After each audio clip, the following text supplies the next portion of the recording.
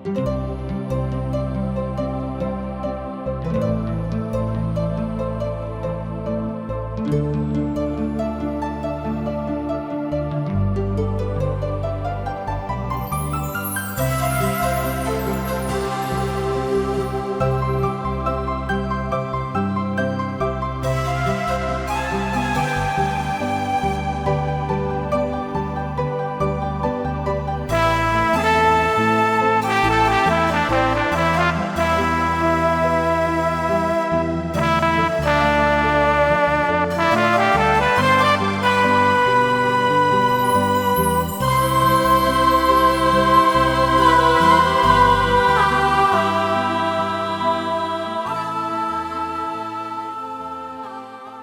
जिंदगी हमके एक के बार मिलेला। जिंदगी बहुते अनमोल हवे।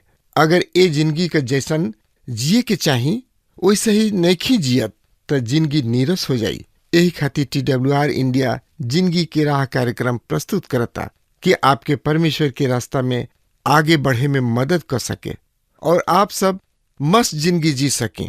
कृपा करके देखी सुनी जना से परमेश्वर आपकी जिंदगी का रास्ता बतावे वाला ठहरस।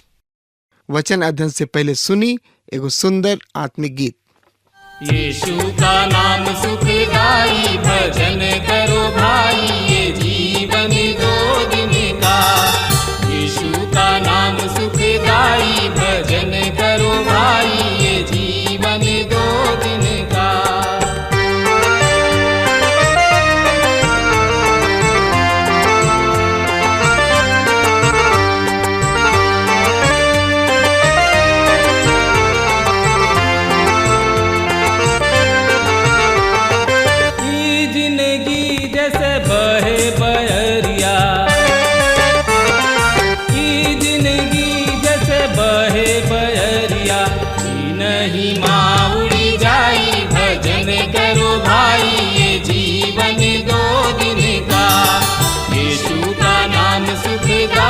भजन करो भाई, ये जीवन दो दिन का।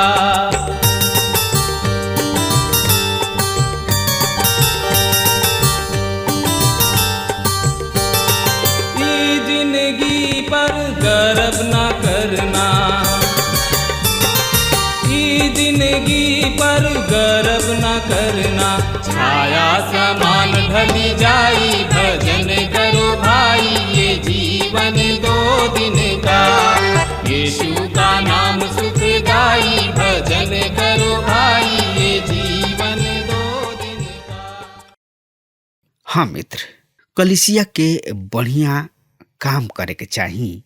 इ पत्री पूरा दृश्य के प्रकट करले कि परमेश्वर कलीसिया से का चाहताने।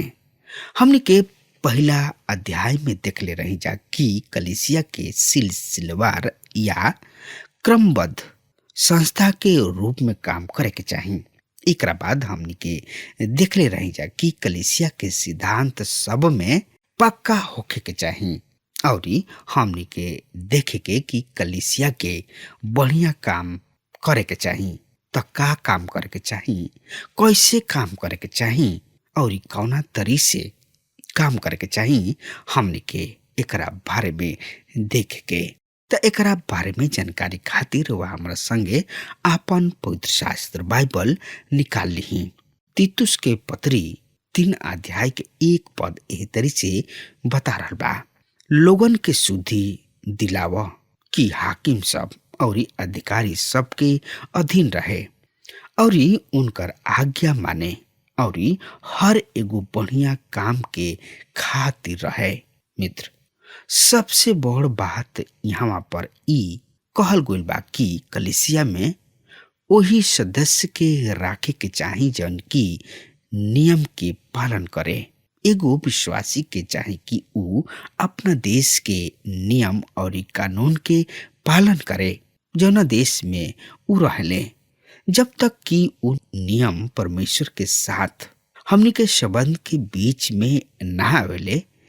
यदि रउआ अपन कार के बीच सड़क में खड़ा करनी या कहीं जात समय लाल बत्ती के पार कर दीना तो रउआ देश के कानून के तुर रहल बानी। ऐसना समय में हमनी के अपना देश के कानून के समान करे के चाही तथा हाकिम सब और अधिकारी सब के अधीन रहे के चाही। अब सवाल यहाँ ई उठाता कि ऐसना समय पर विश्वासी सब के का करे के चाही जब हमनी के देश के कानून हमनी के कर्तव्य और परमेश्वर के संबंध के बीच में आवेले। उदाहरण के तौर पर यदि एगो आदमी मिलिट्री में भर्ती होता त का ओकरा युद्ध भूमि में जाए के चाही, दुश्मन सबके मारे के चाही या ना? हमरा समय में हम रउआ से इहे कहे चाहतानी, रुआ अपना हाकिम सबके और अधिकारी सबके अधीन रही। ई आज्ञाकारिता कोनो मनुष्य के प्रति ना बल्कि रुआ अपना ऑफिस के एगो प्रतिनिधि के रूप में पेश कर रहल बानी। रुआ के अपन वर्दी के भी आदर मान मर्यादा करे के चाही। मित्र, यहाँ पर इस सवाल उठता कि मसीही सबके राजनीति में होखे के चाही या ना होखे के चाही। हम विश्वास करतानी कि व्यक्तिगत रूप से आदमी आजाद बने कि ऊ राजनीति में जाए या ना जाए, लेकिन हम एगो बात जरूर विश्वास करीना कि कलीसिया के राजनीतिज्ञ ना होके के चाही। यदि रुआ कलीसिया में पवित्र आत्मा के काम गहराई से होई तो पवित्र आत्मा कुछ ही प्रत्येक आदमी के अगुवाई करी। हम तो इहे कह चाहब कि कलीसिया के राजनीति में शामिल ना होके के चाही, बल्कि प्रत्येक बढ़िया काम के खातिर काम करे के चाही। दूसरा शब्द में कहल जाओ, बल्कि प्रत्येक बढ़िया काम के खातिर रहे के चाही। मित्र, तीतुस के पत्री 3 अध्याय के 2 पद ए तरी से बता रहल बा। सुनि ध्यान से, केहू के बदनाम ना करे, झगड़ालू ना होके, पर कोमल स्वभाव के होके और सब मनुष्य के साथ बड़ा ही नम्रता के साथ रहे। मित्र, केहू के बदनाम ना करे, केहू के चरित्र पर दाग लगावे वाला हमनी के ना होके के चाही कि केहू पर बदनामी के दाग लगाई। हमनी के बेकार के गप सप ना करे के चाही। ऐसन कइल गोइल बाकी जौन कुछ भी रुआ सुनतानी वो सब में से सब बात पर विश्वास नहीं कइल जा सकत। बहुत सब बात एगो आदमी से दूसरा आदमी तक पहुँचेले जौना के कोनो प्रमाण नहीं खे और ना ही होला। एगो पुराना कहावत बा कि यदि रुआ काना फूसी करब त लोग विश्वास करी हैं। यदि कलीसिया के पास सच्चा प्रमाण बा तो यदि कलीसिया के कोनो भी आदमी यदि गलत कर रहल बा तो ओकर नाम आवे के चाही, सबके सामने खुलासा होके के चाही। पौलुस अपना समय में कुछ नाम के खुलासा कइले, जैसे पिगेलुस, हर्मोग्नेस, हिमेनुगस, फिलेतुस और सिकंदर ठठेरा आदि। तो एकरा बारे में और ज्यादा से ज्यादा जानकारी खातिर रुआ हमरा संगे आपन पवित्र शास्त्र बाइबल निकाल ली और उनमें देखी तीतुस के पत्री 3 अध्याय के 3 पद के हम रुआ सामने साफ साफ पढ़ रहल बानी।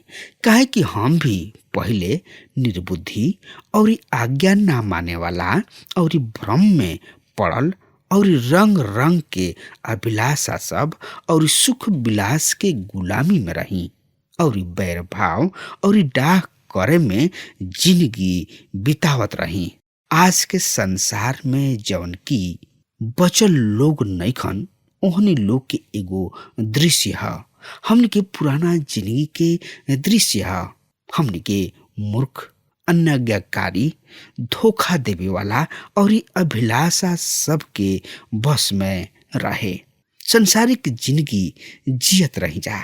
और पौलुस भी संसारिक जिंदगी जियत रहले, दूसरा सबसे घृणा करत रहले।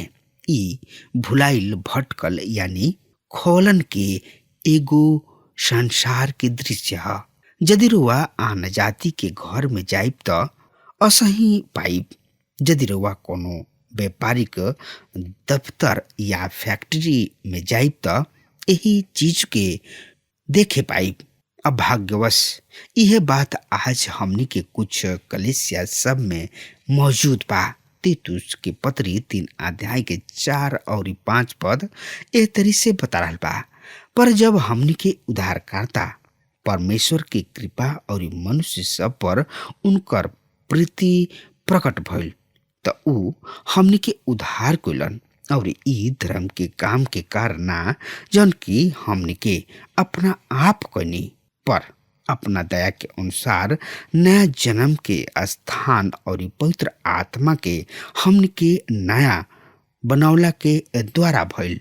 ई धर्म के काम के कारण ना जौन की हमनी के अपना आप कइनी जा।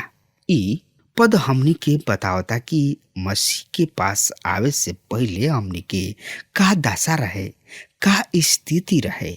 ई समझे खातिर एगो महत्वपूर्ण बात बा कि मसीह बने के मतलब एगो फेड़ के, एगो पतई के एने से ओने उलट दिहल।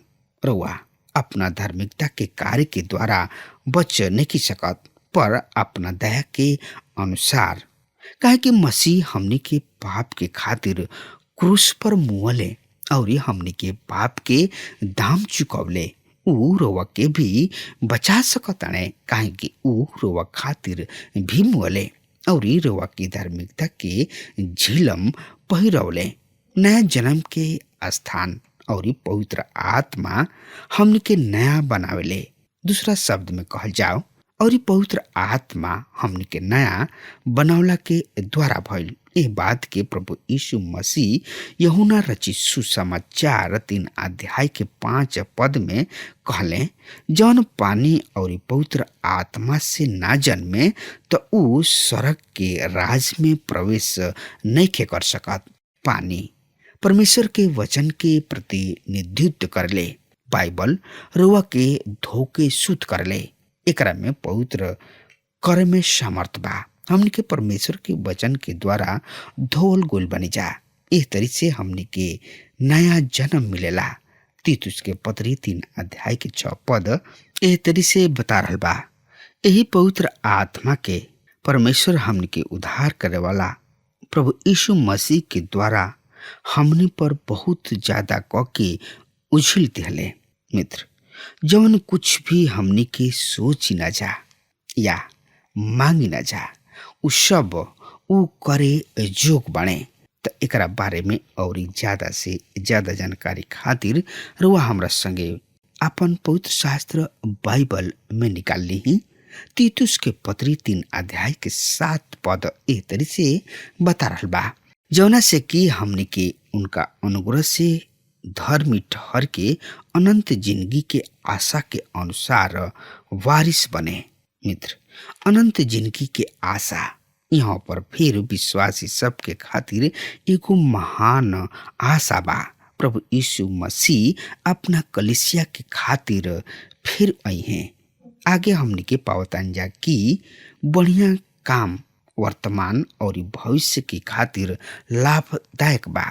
तीतुस 3 अध्याय के 8 पद एह तरी से बता रहल बा, ई बात सच बा और हम चाहतानी कि तू एह बात के विषय में दृढ़ता से बोला, ऐसे कि जे परमेश्वर के प्रतीति कैले बाणे उ बढ़िया बढ़िया काम में लागल रहे के ध्यान रखा। ई बात निमन और मनुष्य के लाभ के खातिर है।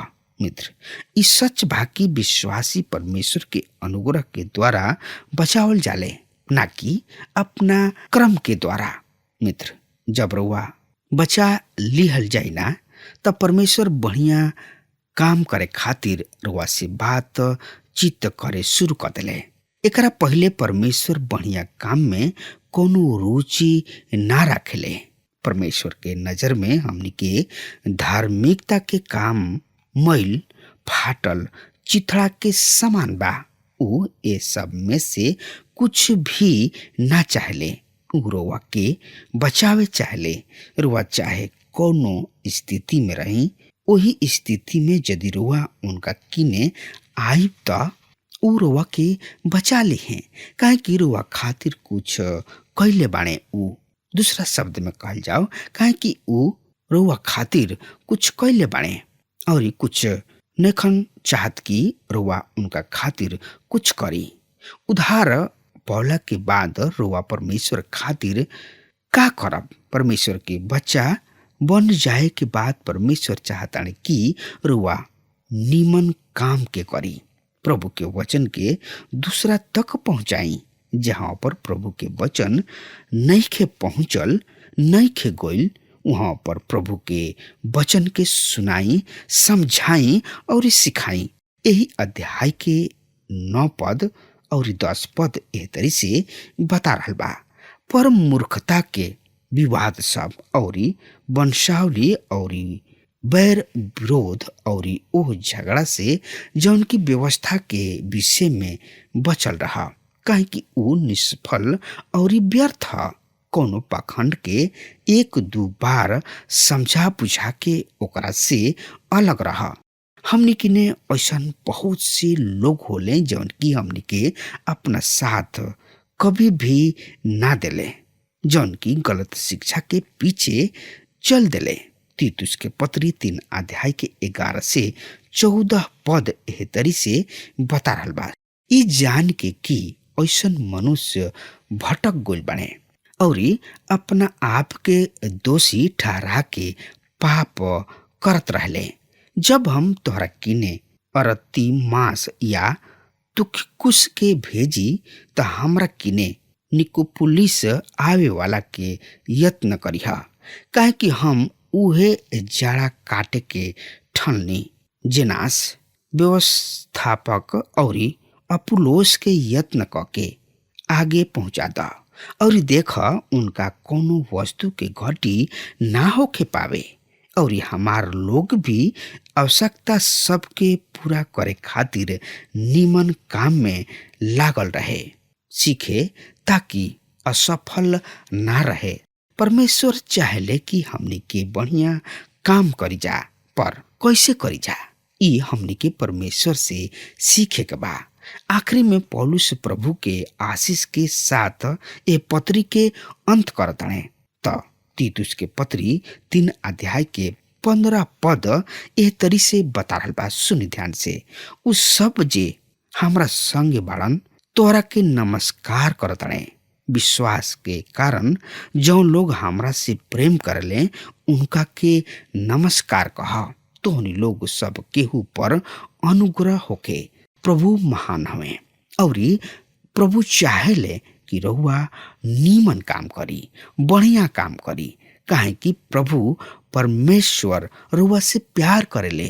रहुआ से चाहेले कि रहुआ अच्छा काम और बढ़िया काम करत जाई, काहे कि प्रभु रहुआ के यही खातिर चुनले बाणे, ताकि रहुआ जहाँ पर प्रचार नइखे भइल, जहाँ पर प्रभु यीशु मसीह के संदेश नइखे पहुंचल, वहाँ पर रहुआ जाई और प्रभु यीशु मसीह के बारे में बताई कि उधार केहू नइखे दे सकत।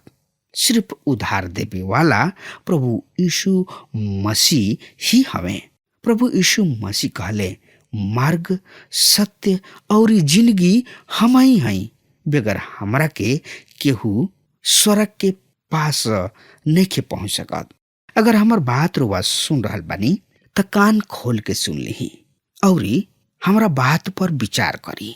प्रभु महान हवे, ऊ ब्रह्मांड के रचयिता हवे।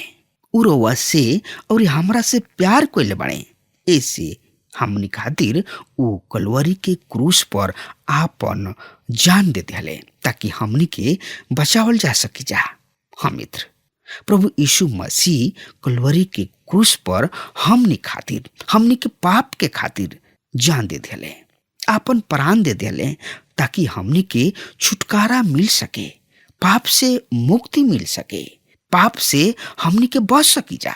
मित्र, अगर हमार बात रुआ तक पहुंच रहा बा तो आज वे यही घड़ी ए शुभ संदेश के रुआ अपना दोस्त, मित्र और अजीज रिश्तेदार के पास पहुंचाई, ताकि वो लोग भी प्रभु यीशु मसीह के बारे में जान सकस जा और ही समझ सकू जा कि इहे प्रभु यीशु मसीह हमें जौन की उद्धार दे सकत हैं। हाँ मित्र, ई महान प्रभु यीशु मसीह के अनुग्रह जौन की हमनी के उनका प्रेम के द्वारा, उनका अनुग्रह के द्वारा हमनी के बचावल गइल बनी जा। मित्र, ई कतना महान और सुंदर बात बा। आज वे यही घड़ी प्रभु यीशु मसीह के नाम से रुआ निकल जाई और ई प्रचार करी कि प्रभु यीशु मसीह महान हमें और उहे मार्ग, सत्य और जिंदगी हमें। अब हमार समय खत्म हो रहा बा, तब तक खातिर हुआ हमरा के आज्ञा दी। परमेश्वर हुआ के बहुते बहुते आशीष देश। आमीन। हमके विश्वास बा कि ई कार्यक्रम आप सब खातिर फायदेमंद सिद्ध भइल हुई। हम चाहतनी कि आप सब आपन आपन आशीष हमरों से बांटी। अगर आप सबके लगे बाइबल से चाहे आपकी निजी जिंदगी से क्यों सवाल होके, चाहे क्यों समस्या खातिर प्रार्थना करावे चाहतनी, तो हमारी फोन नंबर पर जरूर संपर्क करें। परमेश्वर आप सबके बहुत आशीष प्रदान करें और आज का दिन आप खातिर सुखद बनावे।